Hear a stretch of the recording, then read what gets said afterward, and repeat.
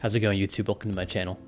Today we're going to be going over the Gundam TCG release event for GD01, and I'm going to talk to you guys about how you can maximize your ability to win this event with a couple of tips to help you out.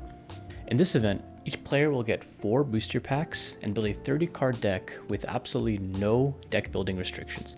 This means you can have as many copies of a single card as you want, and you can use as many colors as you want. So you can have a deck with all 4 colors, or you can have a deck with just 1 card 30 times.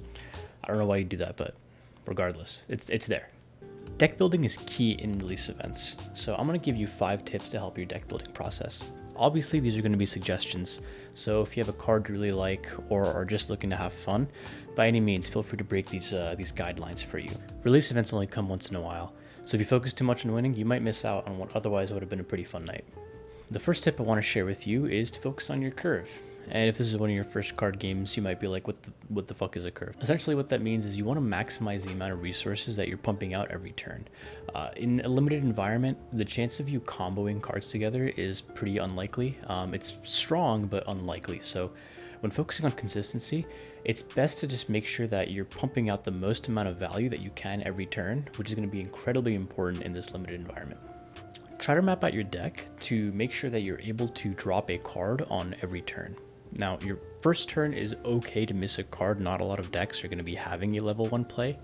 If you have the EX resource, it's really good because you'll just be able to pump out your level 2 on your first turn. So always try and go second. But realistically, you want to try and make sure that at least on your level 2 turn, you're able to start playing bodies. And every turn thereafter, you should be playing a body or removing a body from your opponent's board. So try to have anywhere from maybe 6 to 10, maybe even 12 level 2. Maybe 12 is a bit too much, but 6 to 10 level 2s is pretty good. And honestly, focus mostly on just having those mid-range cost cards, so anywhere from like level 2 to level 4.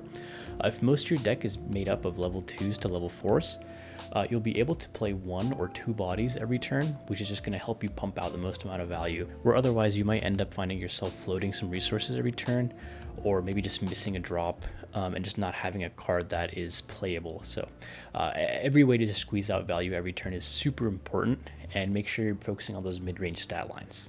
But unlucky, what units should I put in my deck? Just calm down, Jimmy, okay? I'll tell you right now, and not to traumatize you with algebra, but here's an equation to help you value your cards. So with Gundam, it's important to note that there is a system to balancing these cards.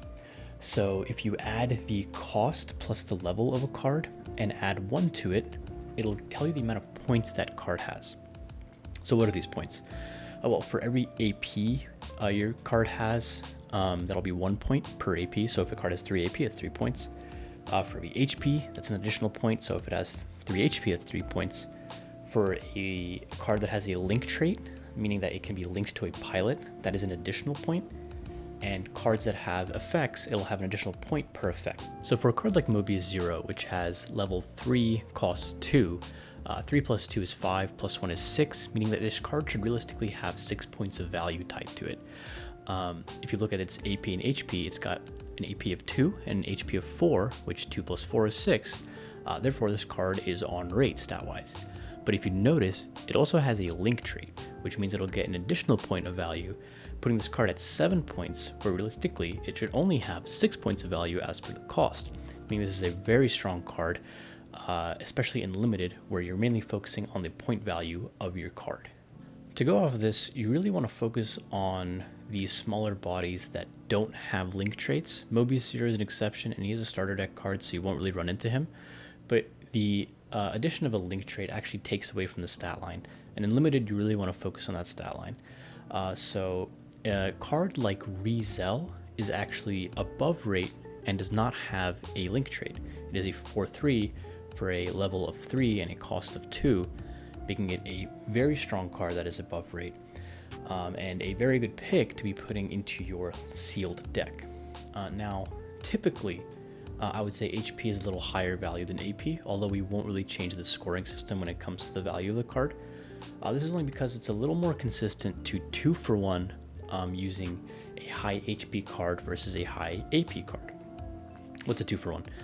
Well, in Gundam and in card games in general, and especially in Sealed, where it's even more important, you're going to accrue card advantage, meaning that you have more cards in your hand and your board as compared to your opponent by 2 for 1ing. So you want to be able to deal with 2 of your opponent's cards, whether it's in their hand or their board, at the cost of only 1 card from yourself. This means your opponent will run out of cards faster than you. The easiest way, or the most consistent way to do this, is to have a high HP unit that's able to survive multiple combats. So you can kill 2 of your opponent's units just using 1 of your units.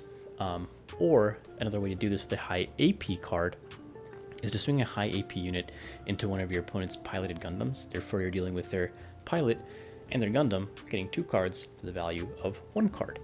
Again, a weighted 2-for-1 with a card that is less HP focused and more AP focused. Obviously, there's more ways to 2-for-1 your opponent, so just try and think of creative ways to make sure that you're accruing card advantage throughout the game, and focus on, using the least amount of cards to deal with your opponent's threat every turn. But what about commands, pilots, and bases? Well, you don't really want to flood your deck too much with these cards. In Limited, it's important to prioritize your board state and having units on the board. They'll typically accrue the most value throughout the game. But that doesn't mean you shouldn't include these other cards into your deck. For pilots, you want to maybe have around 3 to 6 pilots in your deck, and mainly focus on the generic ones that either have strong style lines or effects that don't require a link.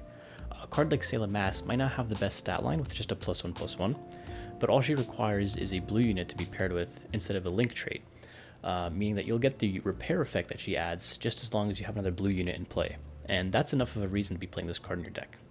Focus on the command cards that can consistently 1-for-1 your opponent, like something like Battle of the Aces that can just deal 3 damage to something, or you want to focus on cards like a Show of Resolve that can just unconditionally accrue you card advantage as it goes +1 in hand. For bases, having anywhere from maybe 3 to 5 is all right. These cards are great and can be really strong, but really focus on the ones that can affect the board state.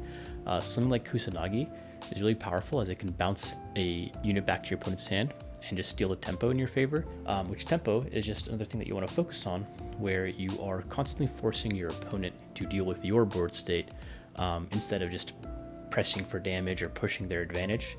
You're forcing them to deal with your stuff. My 4th tip would be to not focus too hard on linking your Gundams. It's kind of a pipe dream to hope to get that perfect scenario where you're able to link a Gundam to just push for the absolute crazy nuts card advantage on your opponent. As you don't want to be too stingy with your pilots, you also don't want to be too gung-ho either. If you do end up putting your pilot onto a unit at a poor time and your opponent's able to deal with it before you can get any advantage with it, your opponent's going to get a free 2-for-1, where they'll take out your pilot and your Gundam for presumably 1 card of their own. So, don't be too conservative with them and don't be too liberal with them. Be a happy apolitical medium, if you would. Can I say that on YouTube? And last but not least, after all that's said and done, the most important part is to give me all of your alt arts.